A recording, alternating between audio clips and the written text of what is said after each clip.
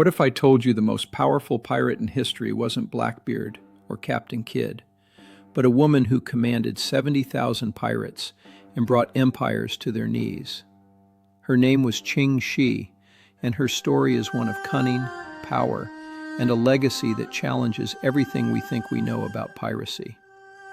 Today, we journey back to the early 19th century, to the chaotic waters of the South China Sea, where one woman rose from nothing to rule the most formidable pirate fleet the world has ever seen. To understand Ching Shih's extraordinary rise, we must first step into the world she inhabited. Early 19th century China was a nation in turmoil. The Qing dynasty, once mighty and prosperous, was crumbling from within. The White Lotus Rebellion had just ended in 1804, draining imperial coffers and exposing the government's weakness.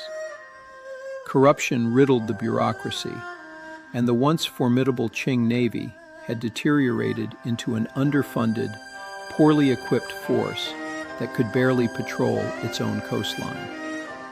Meanwhile, the geography of Guangdong province created perfect conditions for piracy.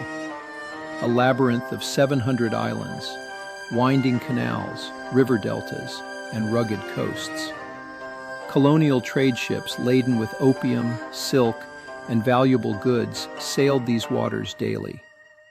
For those willing to take the risk, chaos meant opportunity. Born around 1775 in Guangzhou, Ching Shih began life in circumstances far removed from power. She worked on a floating brothel, navigating the margins of society. But in 1801, at age 26, everything changed. She married Zheng Yi, a powerful pirate captain who commanded the Red Flag Fleet. This wasn't an ordinary marriage. Historical accounts suggest she negotiated the terms of their union, demanding equal partnership in his pirate enterprise. She negotiated, she demanded, and she got what she wanted. Zheng Yi was already consolidating power, unifying various pirate gangs into a confederation of 6 color-coded fleets: red, black, blue, white, yellow, and purple. The Red Flag Fleet, with approximately 200 ships, was the largest and most dominant force in this maritime alliance. When Zheng Yi died unexpectedly in 1807, most would have expected the Confederation to fracture and collapse. Instead, Ching Shih executed a masterstroke of political genius. She secured the support of her husband's protege and adopted son, Zhang Bao, making him her second in command. Then she married him, a strategic alliance that legitimized her authority and silenced potential rivals. She carefully balanced competing factions within the Confederation, including powerful rivals like Black Flag leader Guo Podai. She didn't just survive the succession crisis, she thrived. But leadership was only the beginning. Under Ching Shih's command, the Red Flag Fleet didn't just survive. It exploded in power and scale. She expanded operations dramatically, eventually commanding over 600 ships and between 40,000 and 70,000 pirates. Here's where it gets even more impressive. Did you know that her fleet exceeded the size of the entire United States Navy in 1810, which had fewer than 20 vessels? Her secret weapon wasn't just firepower, it was organization. She implemented a strict pirate code that brought unprecedented discipline to what had been chaotic criminal enterprises. All spoils had to be shared according to a fixed formula. 80% to the crew, 20% to the captains. Captured women received specific protections. They could only become wives or concubines with their consent, and violators faced execution. This was surprisingly progressive for 1800s maritime outlaws. Pirates who deserted or disobeyed orders were punished with death or mutilation. Captains operated within designated territories to prevent internal conflicts. This code transformed thousands of individual raiders into a unified, disciplined maritime force. At the heart of her success was tactical brilliance. Her fleet employed coordinated attack strategies, flanking maneuvers, and combined cannon and hand-to-hand combat. In 1808, when the Qing government mobilized a major naval force to destroy her fleet, she didn't retreat. She sailed directly into battle and captured 63 government warships, destroying half the imperial fleet. In another engagement that year, at the Battle of Tai O, she outflanked Qing Admiral Sun with superior naval strategy. By 1809, she controlled the entire South China coast, but the situation was about to change. By 1810, the Qing government faced an uncomfortable reality. They could not defeat her militarily. Internal tensions were also emerging within the pirate confederation. Rival pirate leader Guo Podai had already surrendered after suffering fleet losses.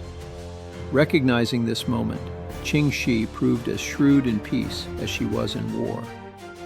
She initiated negotiations with Viceroy Bai Ling in April 1810. The terms she secured were extraordinary. Unlike most pirates who faced execution or harsh imprisonment, Ching Shih negotiated complete amnesty. She retained 24 ships and 1,433 pirates without prosecution. Zhang Bao kept 20 to 30 ships and received a commission as a lieutenant in the Qing Navy, tasked with hunting remaining pirates, the ultimate case of poacher turned gamekeeper. The government essentially bought peace by legitimizing her power. She retired undefeated. Ching Shih's retirement was as remarkable as her reign. She and Zhang Bao settled in Canton, where they had a son, and operated a prosperous gambling house that likely served as a front for smuggling operations. When Zhang Bao died in 1822, she continued to thrive in business. She lived comfortably until 1844, dying at age 69, an astonishingly peaceful end for someone who had spent years as the most wanted criminal in China. Yet despite commanding the largest pirate fleet in history and remaining undefeated throughout her career, Ching Shih remains relatively unknown in the West. Why? The reasons are complex.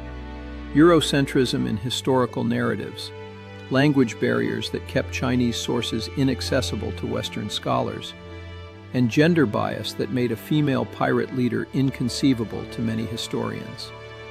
Western pirate lore celebrates figures like Blackbeard and Captain Kidd, men who commanded dozens of ships at most. She commanded hundreds.